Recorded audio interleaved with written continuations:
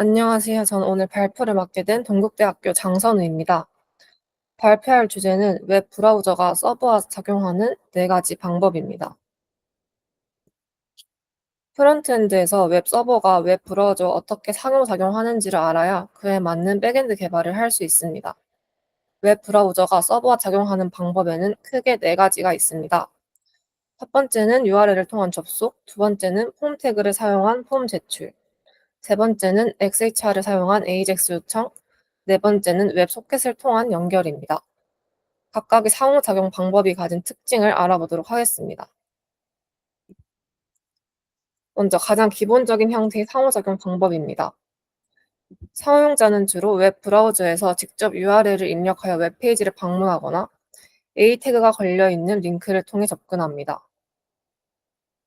이 URL을 통한 접속에는 특징이 하나 있습니다. 웹에서 사용하는 프로토콜인 HTTP는 요청의 종류를 메서드로 구분하는데 URL을 통한 접속의 경우 그 메서드가 get입니다. 왜 URL을 통한 접속 요청은 항상 get 방식일까요? 그 이유는 웹 브라우저의 주소창에 URL을 입력하는 행동 자체가 웹 리소스를 가져오고자 하는 명백한 의도를 나타내기 때문입니다. get 요청은 서버에 데이터를 가져오는 데 사용되는 HTTP 메서드입니다. 사용자가 웹 브라우저에 URL을 입력하거나 하이퍼링크를 클릭하는 모든 경우는 기본적으로 서버로부터 정보를 받아오고자 하는 동작이기 때문에 이러한 경우에 브라우저는 get 요청을 보내는 것이 자연스럽습니다. 또한 get 요청은 안전한 요청 방식으로 간주됩니다. 이 특성 때문에 URL 입력과 같은 기본적인 상호작용에 get 요청이 표준으로 사용됩니다. 다음은 폼 태그를 사용한 폼 제출입니다. 이 방법은 웹사이트를 이용하면서 자주 보았을 로그인 창이나 게시글 작성 화면에서 보게 되는 입력란에 주로 사용됩니다. URL을 통한 접속의 요청 메소드가 주로 게시였다면 폼 태그는 get과 post라는 방식을 모두 사용할 수 있으며 주로 post를 사용합니다. 포스트 요청은 get과 달리 데이터를 URL이 아닌 요청 본문에 포함시켜 전송합니다. 데이터의 양이 많거나 민감한 정보를 전송할 때 적합합니다. 예를 들어 로그인 시 사용자의 비밀번호를 포함한 데이터를 전송할 때는 포스트 요청을 사용하여 데이터를 보호합니다. 또한 포스트 요청은 서버의 상태를 변경하는 작업에 자주 사용됩니다. 데이터베이스에 새로운 데이터를 추가하거나 사용자 정보를 업데이트하는 등의 작업에 포스트 요청이 사용됩니다. 앞서 설명한 두 가지 방법은 HTTP가 등장한 초기부터 사용됐던 서버와의 상호작용 방식으로 서버로부터 정보를 전송받기 위해 반드시 화면을 새로 고침해야만 한다는 치명적 단점이 있습니다. 그 반대의 사례로 예를 들어 유튜브 사이트에 접속해 보겠습니다. 특정 유튜브 채널의 동영상 첫 목록에는 해당 채널의 영상 중 일부가 표시됩니다. 이 상태에서 스크롤을 아래로 내리면 로딩이 되면서 다음 동영상들이 목록에 추가됩니다.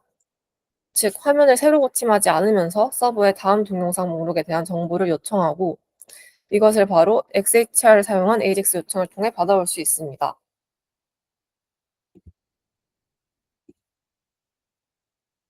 최근에는 패치 API를 사용하여 더욱 간결하게 처리하기도 합니다. 물론 XHR과 패치는 모두 프론트엔드에서 서버와 통신하기 위한 방법일 뿐이며 이들이 서버 코드에 미치는 영향은 없습니다. 서버는 그저 HTTP 요청을 처리할 뿐이고 요청이 XHR 형태로 왔는지 아니면 패치 API를 사용하여 왔는지 알 필요는 없습니다. 클라이언트에서 어떤 방식을 사용할지는 주로 개발자의 편의와 코드 스타일에 따라 결정됩니다.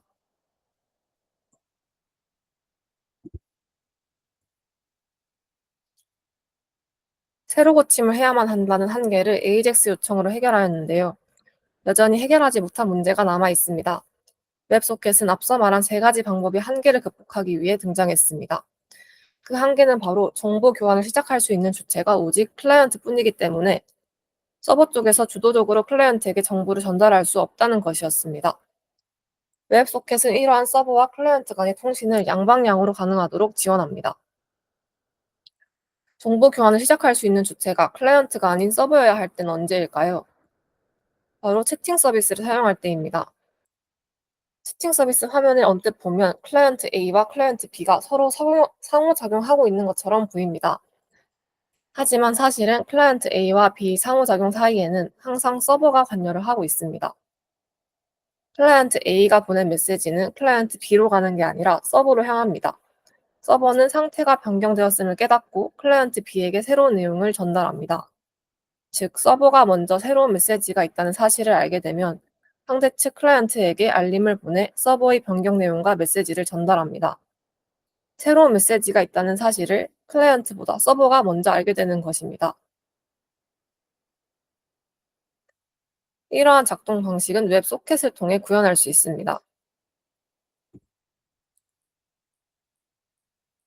웹 소켓의 작동 방식은 다음과 같습니다. 우선 핸드쉐이크 과정이 이루어져야 합니다. 클라이언트는 서버에 연결을 요청하면서 특별히 헤더를 포함한 HTTP 요청을 보냅니다. 이 요청은 일반적인 HTTP 요청처럼 보이지만 업그레이드 헤더를 통해 웹소켓 프로토콜로 업그레이드를 요청합니다. 서버가 이 요청을 받아들이면 응답으로 101 스위칭 프로토콜 상태 코드를 보내고 HTTP에서 웹소켓으로 프로토콜을 업데이트합니다. 이후부터는 HTTP가 아닌 웹소켓 프로토콜로 통신합니다. 핸드쉐이크가 완료되면 클라이언트와 서버 간의 연결이 열리며 양방향 통신이 가능해집니다. 이제 클라이언트와 서버는 요청 응답의 형태가 아닌 이벤트 기반으로 서로 메시지를 주고받을 수 있습니다. 웹소켓 메시지는 데이터 프레임으로 전달됩니다. 각 프레임은 텍스트, 바이너리 데이터 등으로 구성될 수 있으며 웹소켓의 연결이 유지되는 동안 언제든지 전송할 수 있습니다. HTTP와 달리 웹소켓 연결은 유지된 상태에서 데이터를 주고받습니다. 클라이언트와 서버 간의 연결이 끊어지지 않으므로 언제든지 상태를 유지하면서 데이터를 주고받을 수 있습니다. 클라이언트나 서버가 연결을 종료하고자 할 때 클로즈 프레임을 전송합니다. 상대방은 이 클로즈 프레임에 응답하여 연결을 종료합니다. 양쪽 모두 클로즈 프레임을 주고받으면 웹소켓 연결은 종료됩니다. 지금까지 살펴본 웹 브라우저가 서버를 상대로 작용하는 네 가지 방법은 웹 브라우저와 사용자가 체감할 수 있는지를 중점으로 보고 분류한 것입니다. 각각의 상호작용 방법이 가진 특징이 다르기 때문에 가장 좋은 방법은 무엇인지에 대한 정답은 없습니다. 또한 하나의 웹 서비스를 만드는데 여러 방법을 혼합해서 사용하는 경우가 대부분이므로 여러 가지 상호작용 방법 중 만들고자 하는 서비스에 가장 적합한 방법을 선택할 수 있는 능력을 키우는 것이 좋겠습니다. 발표 들어주셔서 감사합니다. 오늘 발표한 내용에 대해 추가적인 질문이 있으시다면 최대한 답변해 보도록 노력하겠습니다. 감사합니다.